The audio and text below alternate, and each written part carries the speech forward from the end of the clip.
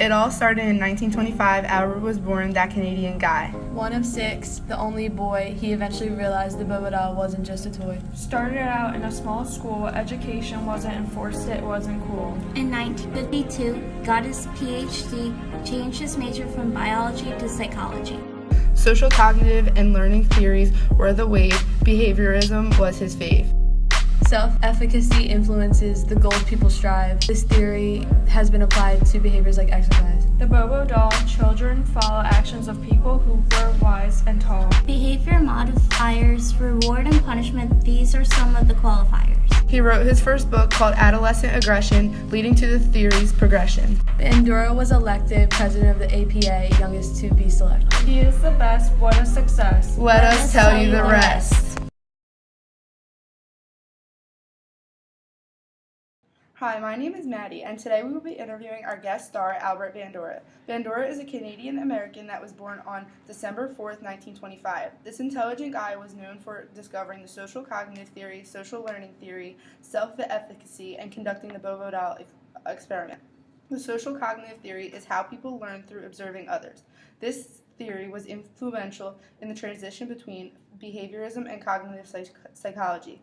Behaviorism is a theory that focuses on motivational factors and self-regulatory mechanisms that contribute to behavior instead of environmental factors. The social learning theory is the belief that models are important for learning new behaviors and for achieving behavioral change. Self-efficacy is how certain situations influence your motivation to do those specific things.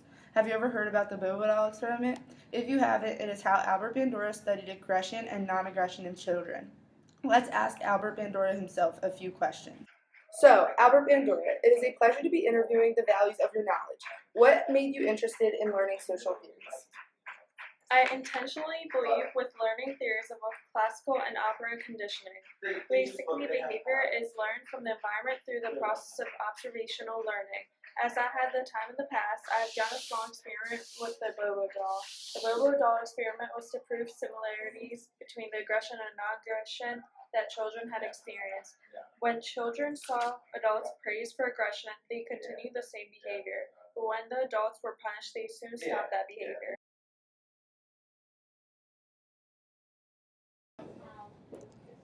Good job!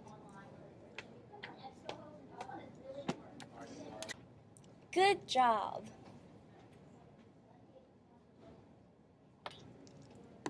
No, don't do that.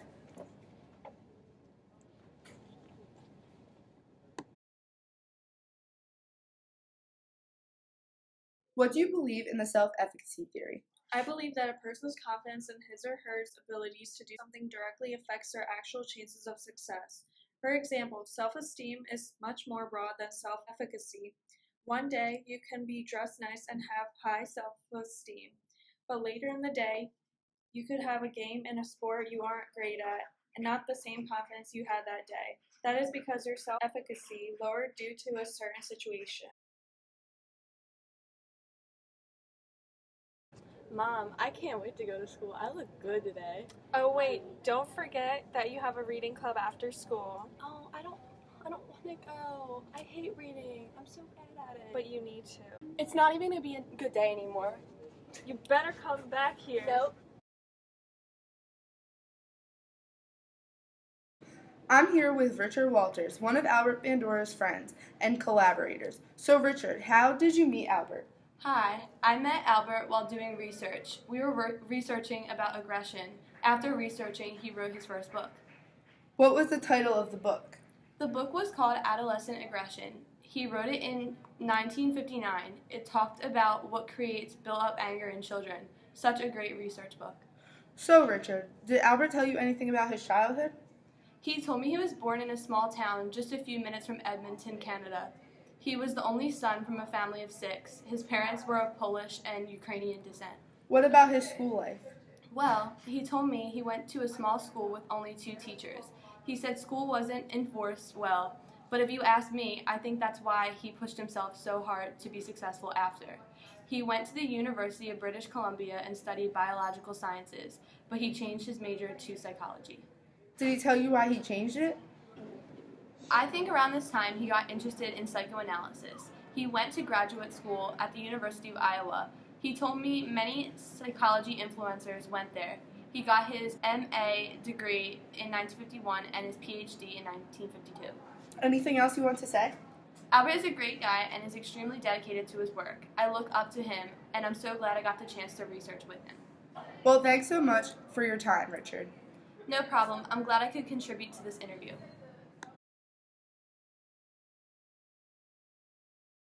As I was a teenager, I decided to take a psychology course to fill a space in my high school schedule. I was promoted to a full professor at Stanford University in 1964, and my parents were wheat farmers. I'm currently 91 years old, and in 1997, I came out with a book called Self-Efficacy, The Exercise of Control. Go read it. As Albert described earlier in his interview, self-efficacy is a theory which states that a person's confidence directly contributes to their chances of success.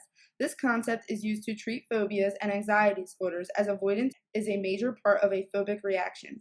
Self-efficacy can also lead to depression in 3 ways. First, when a person feels unable to prevent recurrent depressive episodes, they are more likely to have repeated episodes of depression. Secondly, low efficacy causes the defeat of one's hopes and the resulting in negative moods, further weakness, which leads to a downward spiral. Lastly, people with low self-efficacy do not develop the satisfying social relationships that make chronic stress easier to handle. The resulting sense of social inefficacy not only directly contributes to depression, but further reduces social rapport.